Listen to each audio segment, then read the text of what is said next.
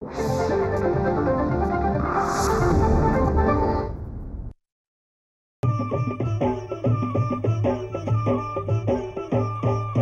काळी आई धनधान्य देई, ही काळी आई धनधान्य देई. जोडते मनाची नाती आमची माती, आमची माणसं, आमची माती, आमची माणसं, आमची माती, आमची माणसं, आमची माती, आमची माणसं, आमची माती, आमची माणसं.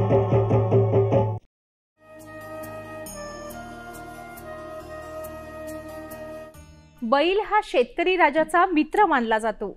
तसंच गाय देखील शेतात महत्त्वाची भूमिका बजावते. तिच्या दुधापासून उत्तम उत्पन्न मिळवता येतं, शिवाय ते मानवी आरोग्यासाठी उपयुक्त असतं. खरं तर गायीपासून मिळणारं दूध, शेण आणि गोमूत्र देखील उपयुक्त असतं, शेतीसाठीही आणि आरोग्यासाठीही. या 3 घटकांसोबतच दुधापासून मिळणारं दही आणि तूप असे 5 घटकं मिळून तयार होतं पंचगव्य. या पंचगव्यापासून विविध औषधं तयार केली जातात. त्याबाबतच आज आपण सविस्तर माहिती जाणून घेणार आहोत. नमस्कार शेतकरी बंधू आणि भगिनींनो, मी ईशा जगताप आमची माती आमची माणसं या कार्यक्रमात आपलं मनापासून स्वागत करते. आजचा आपला विषय आहे देशी गायीपासून पंचगव्य औषध निर्मिती व महत्त्व. या विषयावर मार्गदर्शन करण्यासाठी आपल्याबरोबर आज उपस्थित आहेत माजी कृषी अधिकारी गव्यसिद्ध डॉक्टर सुहास पंडित सर. नमस्कार सर. नमस्कार. कार्यक्रमात आपलं स्वागत आहे. धन्यवाद. सर, आपल्या आजूबाजूला अनेक गायी असतात, म्हणजे शहरात जरी कमी प्रमाणात असतील तरी दिसतात खऱ्या, पण त्यातल्या देशी गायी कोणत्या आणि विदेशी गायी कोणत्या यातला फरक ओळखणं जरा अवघड असतं. हा फरक आपण सुरुवातीला आम्हाला सांगावा. फार महत्त्वाचा प्रश्न आहे, कारण आता सध्याच्या युगात आपण बघितलं जर तर गाय म्हटली की गाय सदृश दिसणाऱ्या प्रत्येक प्राण्याला आपण गायच म्हणतो. अनेक ठिकाणी जर आपण बघितलं तर मंदिरांच्या जवळ असणाऱ्या सुद्धा, म्हणजे मंदिरांमध्ये असणाऱ्या गायीसुद्धा बघितल्या तर त्या विदेशी वंशाच्या गायी तिथे बांधलेल्या असतात. म्हणजे अजून लोकांना बऱ्याच अंशी त्यातला फरकच कळत नाही. त्या दृष्टीने हा प्रश्न अतिशय महत्त्वाचा आहे. आपली देशी गाय किंवा भारतीय गाय जी आहे त्या गायीचे काही अशी वैशिष्ट्ये आहेत, वैशिष्ट्यपूर्ण तिचे रचना आहे त्या गायीची. तर त्याच्यामध्ये जर आपण विचार केला तर भारतीय वंशाची जी गाय असते तिला सगळ्यात महत्त्वाचं म्हणजे तिला वरती हंप, म्हणजे ज्याला आपण कोळं म्हणतो ना, ज्याला हंप म्हणजे वरती पाठीवर हे असतं, तर ते ज्या गायीला आहे ती भारतीय म्हणजे भारतीय वंशाची गाय आहे, देशी गाय आहे. त्यानंतर गळ्याखाली तिला गलकंबल म्हणतात, किंवा गळ्याखाली असं अशी एक चांबडीचं असं वाढलेली अशी ही असते, तो भाग असतो, त्याला गलकंबल म्हणतात. तर ते एक भारतीय गायीचं म्हणजे वैशिष्ट्य आहे. शेपटी जी असते ती शेपटी एकदम झुपकेदार, गोंडा चांगला असतो तिचा, व्यवस्थित असतो. त्यानंतर ती शेपटी जर आपण थोडा वेळ ऑब्झर्व केलं तर ती गोल कोणत्याही दिशेमध्ये ती गोल फिरवू शकते. अच्छा. देशी गाय जी आहे ती. शिंग तिची एकदम डौलदार आकारात व्यवस्थित अशी वरती गेलेली आणि अशी एकदम ही असतात. खूर जे असतात पायाचे हे जवळ घट्ट असतात. आता हे जे मी कॅरेक्टर सांगतोय बरोबर याच्या विरुद्ध सगळे विदेशी गायींचे असतात. म्हणजे पाठ सरळ असते, त्याच्यानंतर पाठीमागे एकदम अशी त्रिकोणी झालेली असते गाय, शेपटी व्यवस्थित तिला पूर्ण गोल फिरवता येत नाही. सगळ्यात महत्त्वाची दुसरी गोष्ट अशी आहे की बदलतं जे वातावरण असतं, म्हणजे कधी उष्णता वाढते, कधी थंडी असते किंवा ह्या सगळ्याला चांगल्या प्रकारे आपली देशी गाय जी आहे ती चांगल्या प्रकारे तोंड देऊ शकते. तिचे डोळे जे आहेत ते अतिशय आकर्षक दिसतात. तुम्ही जर त्या गायीच्या डोळ्यामध्ये तुम्ही बघत राहिला तर तुमच्या लक्षात येईल की तिचे डोळे अतिशय आकर्षक असतात आपल्या देशी गायींमध्ये. त्यानंतर तिचं जे तोंडाचा एक शेप आहे एकदम असा बारीक निमुळता असा झालेला, ते बघितल्यानंतरच ती गाय आकर्षक वाटते. देशी गाय जी आहे तिच्यामध्ये वात्सल्य भाव खूप आहे. देशी गाय व्यायल्यानंतर जर तुम्ही बघाल तर तिचं जे वासरू आहे त्या वासराला ती इतक्या म्हणजे जोरात व्यवस्थितपणे चाटत असते.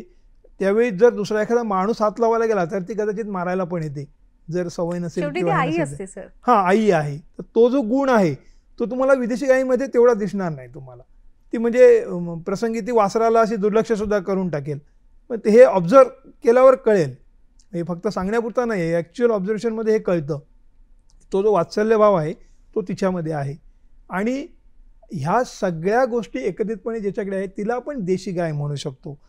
तिची जी ही आहे, आता त्याच्यात आणखीन जर आपण जाऊन बघायचे म्हटले जर हे कॅरेक्टर्स, तर मग तिचं जे दूध आहे त्या दुधामध्ये आपल्याला आपण संपूर्ण अन्न म्हणूनच आपण दुधाला म्हणतो ना, पूर्णान्न म्हणतो आपण दुधाला, पौष्टिक असतं, त्याच्यामध्ये सर्व प्रकारचे घटक मिळतात.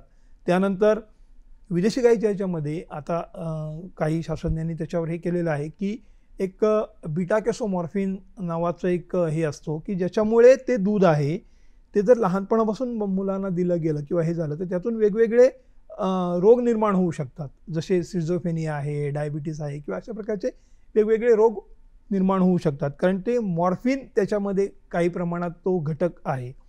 त्याच्याविरुद्ध हे जे दूध आहे हे सकस आणि ताकद देणारं आहे. म्हणजे अशा प्रकारे हा त्यातला एक हे आहे. गोमूत्र किंवा शेण यात सुद्धा औषधी गुण आहेत याच्यामध्ये. म्हणजे बघा तुम्ही, मोस्टली आपण कुठच्या प्राण्यांचं, कोणत्याही प्राण्यांचं सेवन करू शकत नाही ते मूत्र, पण गाईचं आपण करू शकतो. म्हणजे असे हे काही त्याच्यामध्ये आणखीन असणारे.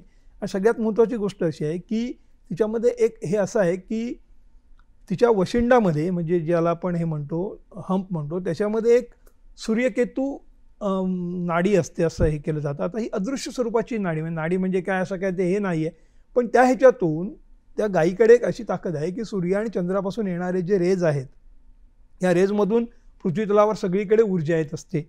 अगदीच. आणि म्हणूनच 2 प्रकारची ऊर्जा.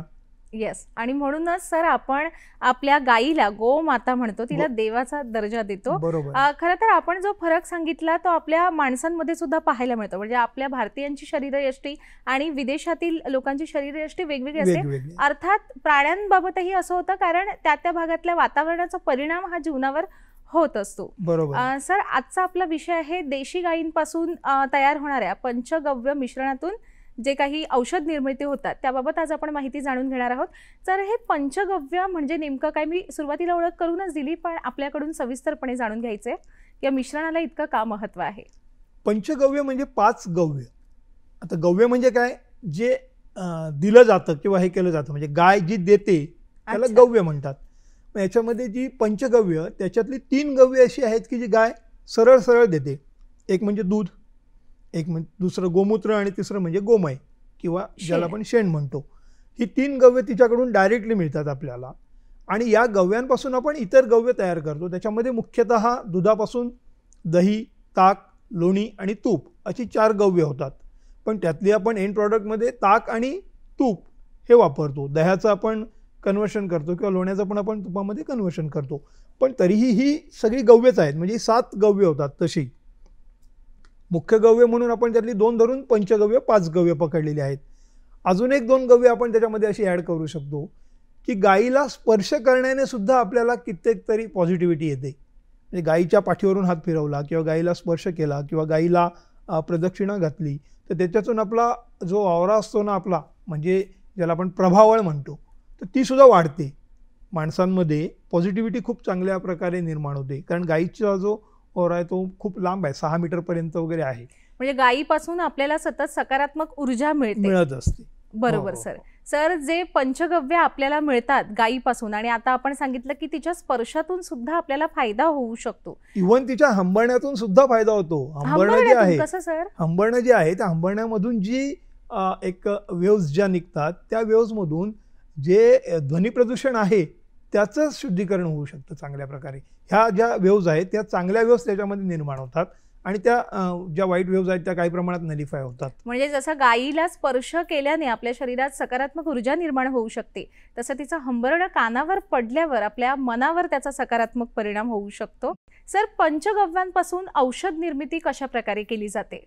पंचगव्य ही जी आहेत ना, ही गव्य मुळात म्हणजे औषध निर्मिती तरी कशासाठी, तर वेगवेगळे जे आपल्या म्हणजे पंचगव्य जी आहेत ती आपल्या सृष्टी जी आहे ही सृष्टी पंचमहाभूतांनी बनलेली आहे. पृथ्वी, जल, अग्नी, वायू आणि आकाश. बरोबर. ही 5 पंचमहाभूतं आहेत. ही जी पंचमहाभूतं आहेत ह्याच्यामध्ये जर काही अनियमितता झाली किंवा त्याच्यामध्ये काही बिघाड झाला तर मग पृथ्वीवर वेगवेगळे आपल्याला नैसर्गिक काही आपत्ती किंवा ह्या येतात, आपल्याला दिसतात अनेक वेळा. आणि तसंच मानवी जीव आरोग्यामध्ये किंवा चराचराच्या ह्याच्यामध्ये त्यातही आपल्याला ह्याच्यामध्ये जर काही बदल झाला तर त्याच्यातून आपल्याला रोग निर्माण होतो. मग हा रोग जर आपल्याला परत व्यवस्थित करायचा असेल तर त्याच्यासाठी ही पंचमहाभूतं जी आहेत ती नियमित किंवा सुधरवणे, त्यांचा जो बिघाड झालेला आहे तो सुधरवणे हे करण्यासाठी आपल्याला काहीतरी घ्यायला पाहिजे. तर ते जे आहे ते पूर्ण ही देशी गाय देते.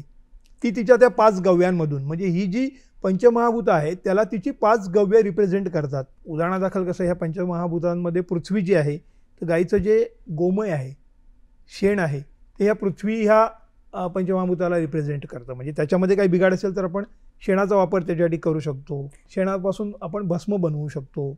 ते भस्माचं जर आपण पाणी प्यायलो तर त्या भस्मामधून शेणामध्ये असणारे 22-24 प्रकारचे जे एलिमेंट्स आहेत वेगवेगळे ते आपल्याला शरीराला मिळतात आणि शरीरात जी कमी झालेली असेल त्या घटकांची ती त्यातून भरून निघते.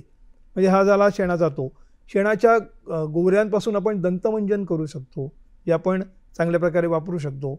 शेणाची धूपकांडी बनवली तर ती आपण घरात अगरबत्तीच्या ऐवजी धूपकांडी वापरून हवा शुद्धीकरण करू शकतो. कारण धूपकांडी बनवताना त्याच्यामध्ये तूप वापरलेलं असतं आणि शेण, या दोन्ही गोष्टी जळताना त्यातून ऑक्सिजन रिलीज होणार आहे. बरोबर. तर त्यामुळे हवेचं शुद्धीकरण होऊ शकतं.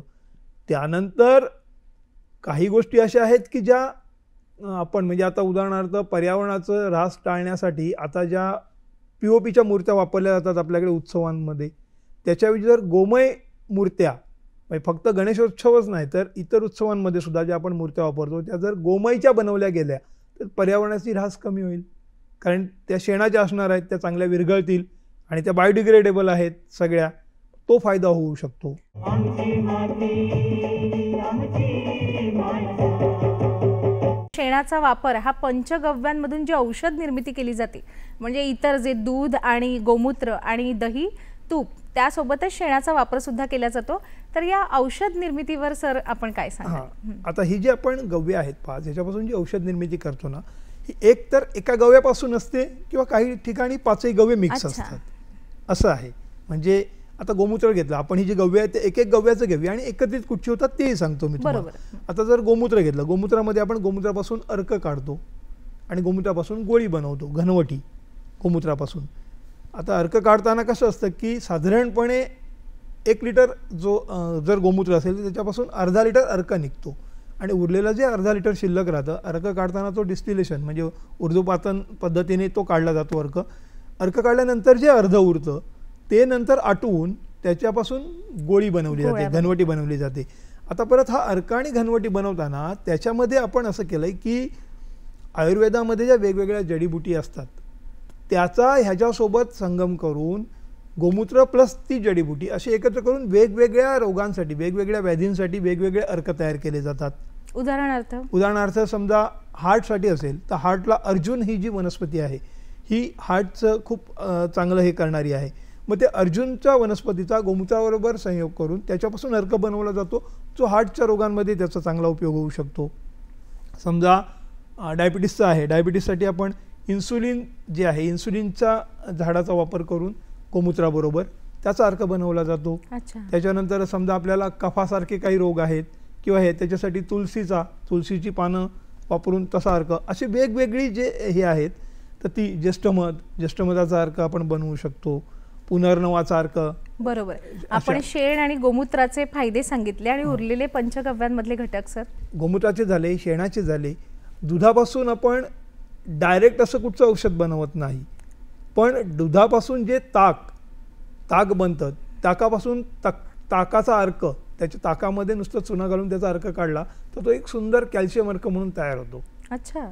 आणि त्याच्यामधून बी विटॅमिन्स सुद्धा चांगले मिळतात, B12 वगैरे हे सगळे जे आहेत ना बीचे, तेही त्याच्यातून चांगले मिळतात. लोकांना ताजं ताक मिळत नाही आणि देशी गाईचं तर दुरापास्तच आहे. शहरांमध्ये आपण ताक पितो, जे रेडी पॅक जे येतं ते ताक म्हणावं की नाही अशी म्हणजे शंका आहे. कारण ताकाचा मूळ गुणधर्म आहे की ते दुसऱ्या दिवशी आंबट होतं. हे पॅकिंगमधलं ताक आपल्याला कधी आंबट मिळतच नाही, मस्त गोडच असतं ते. तर त्यामुळे तो हे मिळण्यासाठी हा जो ताकाचा अर्क बनवला जातो त्याचा आपण चांगला उपयोग, म्हणजे ज्यातून कॅल्शियम मिळणार आहे प्लस तुम्हाला बीची जी काही B12 किंवा विटॅमिन ती मिळणार आहेत ते बनवलं जातं.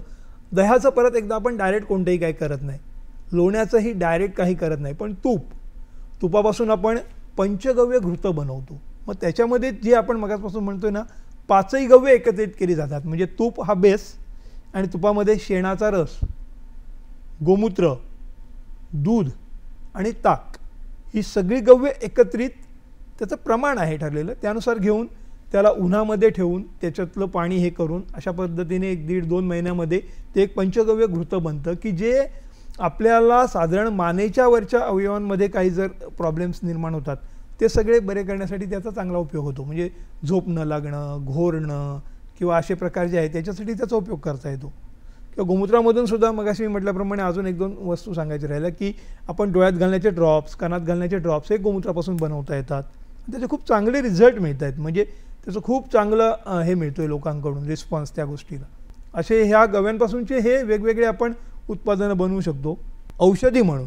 आता त्याच्यामध्ये चूर्ण बनवता येतात. चूर्णांमध्ये आपण गोमूत्राचा त्याला संस्कार देऊन, म्हणजे आता समजा त्रिफळा चूर्ण बनवायचे आहे, त्याला गोमूत्राचा संस्कार दिला तर गोमूत्रामध्ये एक अशी ही आहे, गोमूत्र स्वतः औषध आहेच, पण त्याच्यामध्ये जे औषध ॲड केलं जातं त्या औषधाची पोटेन्सी ते गोमूत्र वाढवतं. अगदी बरोबर सर. कारण ते सूक्ष्म आहे. मग ते गोमूत्र आपल्या शरीरातील शेवटच्या पेशीपर्यंत पोहोचतं आणि त्याच्यामुळे त्याच्या बरोबरीने जे आपण औषध देतो त्याची पोटेन्सी काही पटीने वाढते, 15-20 पटीने वाढते आणि त्याचा इफेक्ट जास्त चांगला मिळतो. गोमूत्र असं डबल काम करतं त्या ह्याच्यामध्ये शरीरामध्ये आपल्याला. बरोबर आहे सर. अगदीच, म्हणजे विविधोपयोगी अशी ही पंचगव्य आहेत. सर, आता आपण मानवी आरोग्याला पंचगव्यांचा काय फायदा होतो याबाबत अतिशय सखोल अशी माहिती दिली, परंतु आर्थिकदृष्ट्या, सामाजिकदृष्ट्या, पर्यावरणीय दृष्ट्या आणि महत्त्वाचं म्हणजे शेतीच्या दृष्टिकोनातून पंचगव्य कशी फायदेशीर ठरतात थोडक्यात सांगा. याच्यामध्ये कसं आहे की ह्या पंचगव्यांचा वापर करून आपण शेतीमध्ये जी मी मगाशी म्हटली ती पंचमहाभूतं आपण सुधारू शकतो. म्हणजे जमिनीचा पोत सुधारू शकतो, कीटक किंवा ह्याच्यासाठी आपण गोमूत्राचा उपयोग करू शकतो. काही याच्यामध्ये स्प्रेइंगमध्ये ताकाचा उपयोग चांगल्या प्रकारे करता येतो. असं शेतीमध्ये त्याचा वापर करता येईल. खत निर्मिती करता येईल शेणापासून आणि त्यामुळे जमिनीचा पोत सुधारवता येईल. अशा प्रकारे शेतीमध्ये त्याचा उपयोग होईल. सामाजिक असं आहे की आज जे काय म्हणजे असं हे होत चाललेलं आहे की शेतीकडे लोकांचं एकदम म्हणजे पाठच फिरवली जाते. शेती नको असं लोकांची मानसिकता होत चालली आहे. त्याची कारणं अनेक आहेत, पण त्याच्यामध्ये परत एकदा जर आपल्याला चांगल्या ह्याच्यावर यायचं असेल तर त्याला ही पंचगव्य किंवा गाय, देशी गाय हा एक उत्कृष्ट आणि सोपा आणि साधा सरळ उपाय आहे की ज्याच्यामधून आपण ह्या सगळ्या गोष्टी साधू शकतो. आर्थिक अशासाठी मी म्हटलं की आज आपण म्हणजे खूप असं हे करत असतो की रोजगार निर्मिती, तरुणांना रोजगार नाही म्हणून शहराकडे पलायन आहे, हे आहे, सगळं आहे. ग्रामीण भागामध्ये पण ह्याच्यातून खूप मोठी रोजगार करण्याची क्षमता आहे. मी आता मगापासून जे काय सांगितलं की ही वेगवेगळी उत्पादनं, आज मानवी आरोग्याचा प्रॉब्लेम खूप मोठा आहे.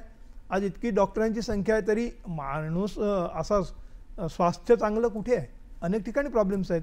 मग त्याच्यासाठी ह्या सगळ्या गोष्टी तयार करणं, त्या व्यतिरिक्त इतर मार्केटमध्ये म्हणजे जसे मगाशी म्हटलं तसं दंतमंजन असेल किंवा फेसपॅक असेल, स्नानचूर्ण असेल, साबण असेल, म्हणजे आर्थिक उलाढाल मोठी आहे, कितीतरी मोठ्या प्रमाणात करू शकतो. म्हणजे मुलांनी उलट करिअर म्हणून ह्या गोष्टीची निवड केली तर गावापासून ते शहरांपर्यंत सगळीकडेच त्याचं मार्केट हळूहळू डेव्हलप होऊ शकतं.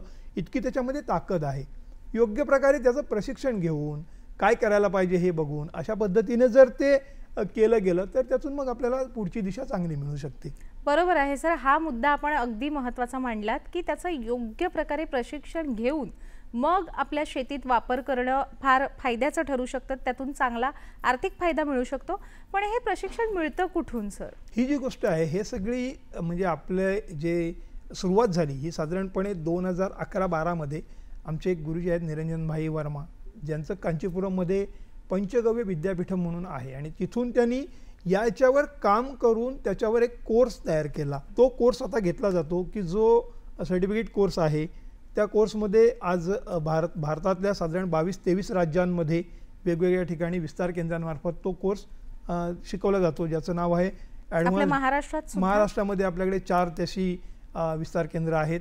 एक आपल्याकडे राजापूरला आहे, एक कोल्हापूरला आहे, एक नाशिकला आहे आणि एक पुण्यामध्ये आहे. अशी 4 विस्तार केंद्र आहेत. त्याच्या माध्यमातून हा कोर्स शिकवला जातो. याच्यामध्ये फक्त 10वी पास एवढी मुलं हे असतात आणि त्यातून ती मुलं पंचगव्य चिकित्सा कशी करावी, पंचगव्य उत्पादनं कशी करावी, या सगळ्या गोष्टी त्या कोर्समधून शिकवल्या जातात. म्हणजे आता चिकित्सा हा फार मोठा विषय आहे खरा म्हणजे, पण तो ह्या कोर्समधून अतिशय उत्कृष्टपणे करून आज देशामध्ये 8 ते 10 हजार मुलं अशा प्रकारे आपल्या विविध राज्यांमध्ये याच्यावर काम करतायत आणि चांगल्या प्रकारचं आर्थिक आणि हे मिळवलं जाते. तर अशा पद्धतीचं हे प्रशिक्षण आहे. आमची माती आमची माणसं. पण सर याबाबत जास्तीत जास्त लोकांपर्यंत माहिती पोहोचणं आवश्यक आहे. हां. मग त्यासाठी सरकारकडून काही प्रयत्न केले जात आहेत का? कोणत्या योजना सुरू आहेत का? सरकारकडून देशी गाय वाचवण्यासाठीचे प्रयत्न सरकारकडून आहेत सुरू. त्याच्यामध्ये आता मध्ये गोसेवा आयोगामार्फत जी गायींसाठी गोशाळांना प्रतिदिन प्रति गाय 50 रुपयाची ती एक योजना आलेली आहे. किंवा अशा छोट्या छोट्या काही म्हणजे 2 गायी देशी गायी किंवा अशा पद्धतीने देणं वगैरे ह्या सगळ्या अशा योजना आहेत. पण अजून याच्यावर खूप मोठं काम होण्याची गरज आहे आणि मुख्यतः देशी गायींच्या उत्पादनांना मार्केट मिळण्याच्या दृष्टीने सरकारने काहीतरी वेगळ्या पद्धतीने जर हे केलं तर मग लोकांना ह्या अनुदानाची पण गरज राहणार नाही. म्हणजे लोकांनी त्याच्यापासून एकदा पैसे मिळायला लागले तर लोक काय अनुदान मागणार नाहीत किंवा अनुदानासाठी हटून बसणार नाहीत. त्याच्यापासून जर उत्पन्न मिळायला लागलं तर अशा पद्धतीचं काही नियोजन होऊन जर सरकारकडून काही योजना वेगळ्या आल्या तर त्याचा निश्चितपणे जास्त फायदा होऊ शकतो. बरोबर आहे सर. मी जशी आपली ओळख करून देताना आपल्या नावापुढे गव्य सिद्ध असं म्हणाले. आजचा आपला विषयच आहे पंचगव्य औषध निर्मिती. तर सर हे गव्य सिद्ध ही कोणती पदवी आहे? हां, मी जे मगाशी आपलं प्रशिक्षण जे सांगितलं ना, ह्या प्रशिक्षणामध्ये जी मुलं येऊन शिकून त्याच्यातून पूर्ण बाहेर पडतात त्यांना ह्या पंचगव्यांमध्ये सिद्ध होतात. ते म्हणजे या पंचगव्यांचा वापर कसा करायचा आणि त्यातून मानवी आरोग्य कसं हे करायचं याच्यासाठी ते सिद्ध होतात. सिद्धता येते त्यांच्यामध्ये त्याच्या वापराबाबत. म्हणून त्यांना गव्यसिद्ध ही एक पदवी दिली जाते. आणि ही जी पदवी आहे ती रजिस्टर्ड हे आहे. म्हणजे ती आपल्या ह्या गुरुकुलने रजिस्टर केलेलं एक नाव आहे गव्यसिद्ध. एक वेगळं वर्षांच्या प्रशिक्षणानंतर 1 वर्षाचं त्याला प्रशिक्षण आहे आणि त्याच्यानंतर 1 वर्षाची इंटर्नशिप असते. असं एकूण 2 वर्षाचा कालावधी असतो. त्यातला 1 वर्षाचा जो कालावधी असतो त्याच्यामध्ये काही रेसिडेन्शियल क्लासेस असतात आणि इतर वेळी घरच्या घरी अभ्यास करायचा असतो. आणि पुढचं जे इंटर्नशिपचा जो हे आहे तो सिनियर्सच्या आणि गुरुकुलच्या मार्गदर्शनाखाली घरी राहून आपण प्रॅक्टिस करायची असते. औषध निर्मिती, चिकित्सा वगैरे या गोष्टी, आणि त्यांना गव्यसिद्ध म्हटलं जातं. खरं तर हा विषय फार व्यापक आहे, परंतु आपल्या कार्यक्रमाला वेळेची मर्यादा असल्यामुळे आपल्याला इथे थांबावं लागणार आहे. आता जाता जाता आपण आपल्या शेतकरी बंधू आणि भगिनींना काय संदेश द्याल सर? तो फार महत्त्वाचा आहे की आपल्याला जर आत्ता जे असणारे सगळेच प्रॉब्लेम्स आहेत, म्हणजे पर्यावरणाचा असेल, प्रदूषणाचा असेल, किंवा आरोग्याचा असेल, किंवा आर्थिक रोजगार आणि ह्या सगळ्या गोष्टी असेल, या सगळ्यावर जर आपण एक उत्तर शोधायचं म्हटलं, एक उत्तर, तर ते आपल्या समोर येतं. ते म्हणजे देशी गाय, भारतीय वंशाची गाय जी आहे ती या सगळ्याला उत्तर आहे. तर त्यामुळे थोडे याच्यामध्ये मुलांनी वेगळ्या पद्धतीने विचार करून याच्याकडे वळायला पाहिजे. कारण आज गाव किती म्हटलं तरी गावावरच शहरं डिपेंड आहेत. बाकी इतर गोष्टींमध्ये रोजगार जरी शहरांमध्ये असला तरी तिथे लागणारं बाकीचं जे आहे ते गावांमधूनच मिळत आहे. तर गावं पण जगली पाहिजेत आणि त्याच्यासाठी मुलांनी परत एकदा तिकडे, आणि त्यातून तुम्हाला कोणत्या प्रकारे नुकसान नाही आहे, म्हणजे रोजगारापासून ते सगळं तुम्हाला मिळणार आहे. तर त्या दृष्टीने विचार करून परत एकदा शेतीकडे लोकांनी वळावं, गायीकडे लोकांनी वळावं. आणि देशी गोपालन जे आहे ते आपल्याला देशाला वाचवण्यासाठी परत एकदा सोन्याची चिडिया बनवायचा असेल तर एकमेव पर्याय मला तरी वाटतो की देशी गाय हाच आहे. त्यातून आपल्याला सगळंच साधणार आहे. त्यामुळे सगळ्यांनी या देशी गोपालनाकडे वळावं हे मी सर्वांनाच आवाहन करेन. त्याच्यासाठी वेगवेगळ्या पद्धतीने प्रत्येकाने सहाय्य करावं. म्हणजे फक्त गाय घेऊनच पाळली पाहिजे असं नाही आहे. जे गोपालक आहेत त्यांना सहाय्य होण्यासाठी त्या ज्या गव्यांपासून निर्माण होणाऱ्या वस्तू आहेत त्या खरेदी करायला जरी सुरुवात केली तरी त्या गोपालकांना त्याच्यातून लाभ मिळणार आहे. म्हणजे हे लिंक व्हायला पाहिजे. सगळ्यांच्या डोक्यात तो विचारायला पाहिजे की आपल्याला देशी गाय वाचवायची आहे आणि हे करायचं. असं जर केलं तर निश्चितपणे त्यातून चांगले दिवस दिसतील. अगदीच आपण पंचगव्यांबाबत, पंचगव्यांपासून निर्माण होणाऱ्या औषधांबाबत सविस्तर माहिती दिली आणि त्याचबरोबर गोपालन, देशी गोपालन कसं महत्त्वाचं आहे हे देखील आज आपण आम्हाला सांगितलेलं आहे. सर, आपण या ठिकाणी वेळात वेळ काढून उपस्थित राहिलात आणि आम्हाला एवढं मोलाचं मार्गदर्शन केलं त्याबद्दल दूरदर्शन सह्याद्री वाहिनीकडून मी आपले मनापासून आभार व्यक्त करते. धन्यवाद. धन्यवाद. आपणही मला इथे येऊन सगळ्यांसमोर माझे विचार मांडण्याची संधी दिलात त्याबद्दल मी दूरदर्शनचेही आभार मानतो आणि त्या माध्यमातून मी लोकांसमोर येऊ शकलो, कारण हा विषय इतका मोठा आहे की तो जास्तीत जास्त लोकांपर्यंत जर गेला तरच त्याचा प्रचार आणि प्रसार होणार आहे आणि त्यातून काही रिझल्ट दिसणार आहेत. त्यामुळे ती संधी आपणाकडून दिल्याबद्दल आपलेही आभार आणि धन्यवाद.